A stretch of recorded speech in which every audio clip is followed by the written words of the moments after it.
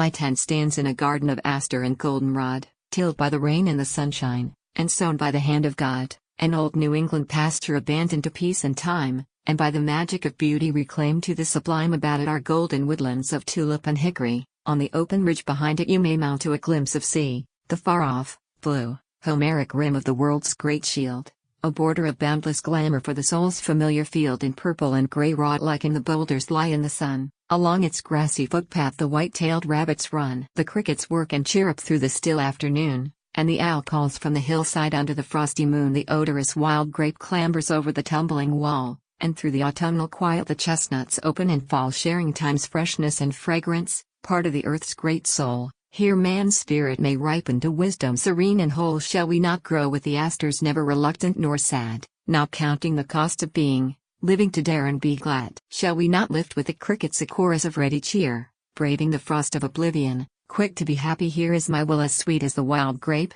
spreading delight on the air for the passer-by's enchantment. Subtle and unaware have I as brave a spirit, sprung from the self-same mold, as this weed from its own contentment, lifting its shaft of gold. The deep red cones of the sumac and the woodbine's crimson sprays have bannered the common roadside for the pageant of passing days. These are the oracles nature fills with her holy breath, giving them glory of color, transcending the shadow of death. Here in the sifted sunlight a spirit seems to brood on the beauty and worth of being, in tranquil, instinctive mood, and the heart, filled full of gladness such as the wise earth knows, wells with a full thanksgiving for the gifts that life bestows, for the ancient and virile nurture of the teeming primordial ground, for the splendid gospel of color, the rapt revelations of sound, for the morning blue above us and the rusted gold of the fern, for the chickadee's call to valor bidding the faint heart turn, for fire and running water, snowfall and summer rain, for sunsets and quiet meadows, the fruit and the standing grain, for the solemn hour of moonrise over the crest of trees, when the mellow lights are kindled in the lamps of the centuries, for those who wrought aforetime,